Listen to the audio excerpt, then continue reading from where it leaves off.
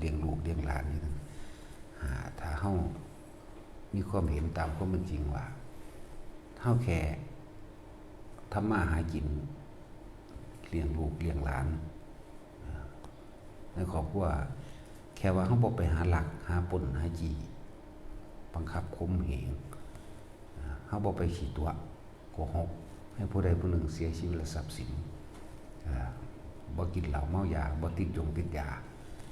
การใช้ชีวิตเพียงแค่นี้ก็อยู่สบายแล้วเด้บ่ต้องไปดิ้นรนถึงขั้นกับว่าต้องหยิบยืมต้องเฮ็ดให้มันเกินสิ่งที่ตัวเองมีหมายถึงสมบัติสิ่งตัวเองมีแต่เฮาเข้าใจความจริงอันนึงว่าเกิดมาก็เพียงแค่หากินซ้ำตายบ่มีผู้ใดเอาหยังไปได้ดอก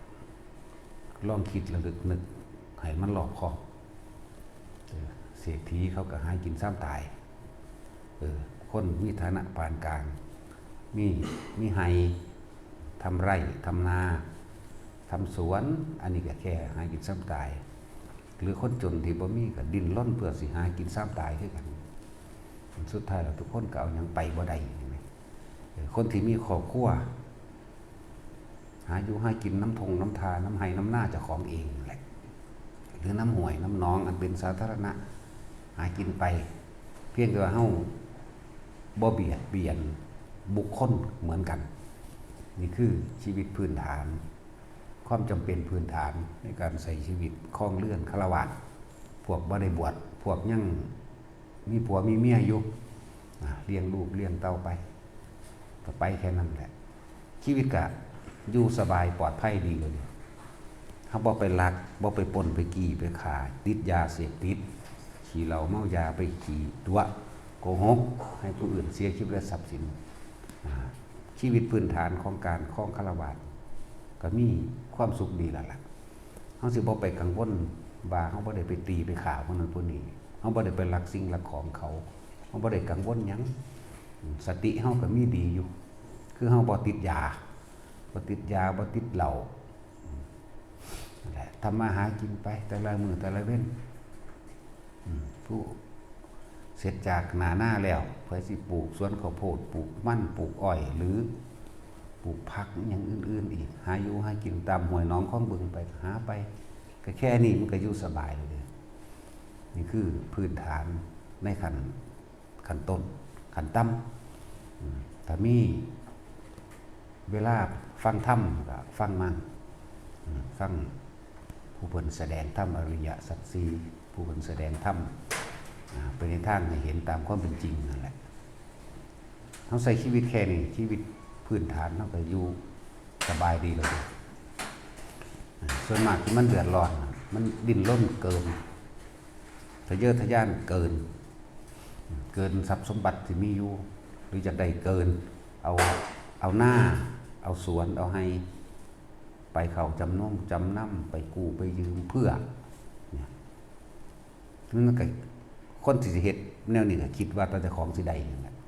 นะแต่มันบ่ฮู้ว่าในระหว่างทำกลางอาจจะเปลี่ยนแปลงเฮ็ดให้เป็นหนี้เป็นสินเฮ็ดให้ล่มละลายจิบหายมื้อนี้แหละนี่คือการใช้ชีวิตขั้นพื้นฐานขั้นธรรมดาชาวบ้านให้ตึกแหกินน้ำไห้น้ำหน้านั่นน่ะน้ำห้วยน้ำหนองน้ำคลองน้ำบึงว่าแต่บ่มีหนี้มีสินอีหยังสบายเราเด่นอายุให้กินไปแค่นั้นแหละปลูกบักฮุ้งหมดทั่วปลูกบักแตงปลูกข้าวโพดนั่นนี่เฮ็ดไปเสริมกันไปแค่เอาเท่าที่ทำได้อยู่ในบ้านตัวเองชีวิตครอบครัวก็อบอุ่นแล้วพ่อแม่ลูกก็ได้อยู่น้ำกันปู่ย่าตายายพวกตายายยังก็ได้อยู่น้ำกันก็สบายคือหากินแบบบ่โลภแบบบ่หลักนะแบบบ่ปนบ่จี้นี่ขั้นต่ำในการใส่ชีวิตนี่ก็สบายแล้วเด้ต้องมีจังหวะและโอกาสหน้าที่เฮาได้ไปทำบุญทำทานเฮ็ดนั่นเฮ็ดนี่มันต้องมีแหละส่วนชีวิตขั้นกลางของผู้ยังมีครอบครัวอยู่ก็เหมือนกันก็มีเข้าวัดเขาว่าฟังธรรมมั่งบ่อยๆกว่าพวกที่ในขั้นพื้นฐานบางมื้องดเว้นจากการทำมาหากินอย่างอื่น ในวันศีลวันพระนี่ชีวิตปานกลางมีการสวดมนต์ฟังธรรมรักษาศีลมั่งเนี่ยชีวิตปานกลางของนี่เว้าเรื่องชีวิตฆราวาสที่บ่ได้บวชมีการงดเว้นรักษาศีลมั่งเป็นทุกวันพระจังซี่เดือนหนึ่งกับ4 เทื่อเอามื้อนี้เป็นวันพระเว้ยขึ้น15 ค่ำแรม15 ค่ำมื้อนี้ก็เฮ็ดไปนั่นแหละ8 ค่ำมั่ง1 ค่ำมั่งเดือนหนึ่ง4 ครั้งก็ค่อยสั่งสมการได้ยินได้ฟังธรรมไปมั่งนั่นแหละส่วนความอยากไรอยากรวยมันก็มีเป็นธรรมดาแต่ว่าเฮาบ่แบบไปหาหลักหาผลหากี่หาค่าโกหกให้ผู้อื่นให้คนคือกันเสียชีวิตทรัพย์สินบ่ชีวิตแค่นี้ก็สุขสบายดีเลยมีธรรมะเป็นเครื่องประกอบไปนำส่วนขั้นสูงสุดของฆราวาสความอยากร่ำรวยก็มีเป็นธรรมดาก็อย่างว่ารักษาศีล5ได้ตลอดชีวิตใดนี่คือขั้นสูงสุดของฆราวาสอันเรื่องไปลักไปปนไปกี่ไปประพฤติผิดอย่างต่างๆในผิดศีล5มันบ่มีอยู่แล้วล่ะแต่ก็บัดนี้ผู้ผัวรักษาได้ในศีล5หรือผู้เมียรักษาได้ก็บ่ขัดบ่แย้งกันอยู่นำกันพวกนี้สิฟังธรรมฟังไปเรื่อยฟังไปเรื่อยสิมีเครื่องอยู่พวกนี้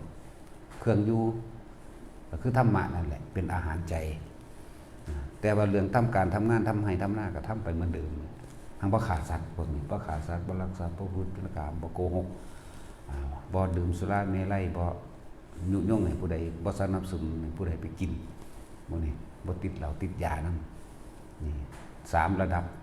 ในขั้นพื้นฐานของฆราวาสก็ดีส่วนภิกษุนักบวชนั่นเองเฮาละทางโลกมาแล้วเฮาก็บ่ไปของไปเกี่ยวอย่างอีกแล้วก็อยู่ในภาวินัยตนเองหาเครื่องเล่นหาเครื่องอยู่ส่งอารมณ์อันเป็นกุศลเรื่องศีล5มันบริสุทธิ์คักก็ล่ะโดยทางกายก็ดีโดยวาจาก็ดีเหลือแต่ใจบางที่มันอาจจะบ่ทันมันแต่ว่าถ้าเฮามีเครื่องอยู่ส่งอารมณ์เป็นกุศลอยากฟังธรรมบทนั้นบทนี้ฟังธรรมองค์นั้นนี่หรืออ่านหนังสือศึกษาพระไตรปิฎกมื้อนี้แล้วก็มีเครื่องเล่นเดินเครื่องเล่นเครื่องอยู่ตัวเองต่างๆก็ทรงฌานเจริญฌานของตัวเองเดินจงกรมมั่งนั่งสมาธิมั่งยืนเดินนอนนั่งให้อยู่เฉพาะในสิ่งที่เป็นกุศลรักษากุศลไว้อย่างเดียวศีลรักษาตัวเดียวคือตัวใจเฮานั่นแหละเฮาสิบ่คิดเบียดเบียนทำร้ายผู้ใดผู้หนึ่งเสียชีวิตและทรัพย์สินตลอดทั้งมนุษย์และอมนุษย์นี่เอาตัวเดียวนี่มันบ่ไปเฮ็ดผิดดอกครับถ้าคนมันบ่อยากได้มันบ่ไปเฮ็ดผิดเด็ดอีหยังเด้มันบ่ไปฆ่าไปปล้นไปขี้เด้ของพระเฮาก็ขึ้นอีกระดับนึงทรงลงคนเป็นกุศลทำแต่สิ่งที่เป็นประโยชน์ก่อผู้อื่นนะบ่หวังความจากใดจากเป็นหยังอะไรชีวิตธรรมดารักษาตาใจรักษาความคิดอย่ามันออกจากกายอยู่เท่านั้นแหละเห็นอยู่ในลมมั่งอยู่ในอุณาโลมมั่งทรงฌานเจริญฌานอยู่ในบทสวดนั่นนี่มั่งเล่นกีฬาสมาธิในตัวเองมั่งจิตใจเฮาบ่ไปสร้างบ้านแปลงเรือนจิตใจความคิดเฮานั่นน่ะบ่ได้ไปหวังว่าสิเป็นเศรษฐีบ่ได้แปลว่าสิเป็นเทวดาบ่ได้แปลว่าสิเป็นใดๆทั้งสิ้นทรงอารมณ์เพิ่นเป็นกุศลอย่างเดียวอยู่จังซั่นอยู่ตลอดจนลมหายใจสุดท้ายก็ตายไปกับลมมันบ่มาเกิดเด้แต่ผิดไว้ได้มันก็บ่ผิดดอกว่าคนมันบ่อยากได้หยังหรอกบ่มีผิดดอกบ่เจตนาอีหยังดอกก็ยังว่านี่ต้นแรกมาเลยนี่คือเฮารักษาว่าเราจะไม่คิดคำว่าคิดพี่เด้ทำร้ายเบียดเบียนให้ผู้ใดผู้หนึ่งเสียชีวิตและทรัพย์สินตลอดทั้งมนุษย์และอมนุษย์นี่ยุ่งตัวหนึ่งต่างๆสัตว์ต่างๆที่เฮาเห็นเฮาบ่คิดว่ามันเป็นสัตว์หลายมันก็บ่หลายเลยล่ะขี้เข็บไม่งอดก็ดีงูมื้อนี่เฮารู้จักโดยสัญญาหรือสัญชาตญาณอยู่แล้วเฮาก็หลีกเลี่ยงมันออกไปจังซี่แม่นอยู่ความคิดบ่อยากฆ่านั่นมันก็เป็นศีลแล้วเด้ความคิดบ่อยากฆ่าบ่อยากปล้นบ่อยากหยังมันบ่มีอยู่แล้วล่ะแต่มันบ่อยากได้แม่นอยู่ไปอันใดเป็นประโยชน์ก็เฮ็ดไปสิ่งที่เน้นย้ำคือทรงอารมณ์เป็นกุศลนั่นแหละเฮาเฮ็ดตามคำสอนพระเจ้าโลดหน้า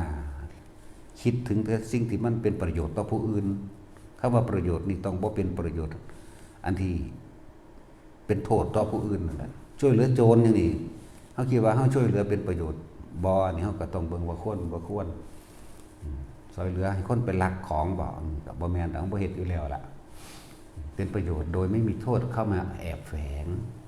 โทษนั้นเป็นมิจฉาโทษนั้นเป็นทำเพื่อช่วยผู้หนึ่งแต่ให้ไปทำร้ายอีกผู้หนึ่งสินะบ่มีนั่นแหละเฮ็ดไปเรื่อยของเฮาถึงเวลาเดินจงกรมก็เดินถึงเวลากวาดตาดก็กวาดเวลาทำความสะอาดวิหารศาลาก็ทำความไปสวดมนต์บทใดบ่ใดก็ท่องไปเฮ็ดนั่นแหละเฮาส่งเฮาแซ่อยู่จังซี่มันสิไปใส่วะเวลาเข้าลมหายใจก็เข้าไปสงสารไปเฮ็ดไปความคิดเฮาบ่ชินในความไปปรุงแต่งอยากใดอยากดีอยากมีอยากเป็นอีหยังกลับเข้ามาลมนอนหลับในลมตื่นขึ้นกับลมเนี่ยในระหว่างนั้นก็ทรงอารมณ์เป็นกุศลมื้อนี้แม่เฮ็ดไปเรื่อยๆบัดสุดท้ายก็กลับเข้ามาสู่ลมหายใจมันบ่เกิดเด้มันบ่ได้ยากเลยความจริงมันยากเพราะว่าเฮาอยากเกินไปนะเอาล่ะพอ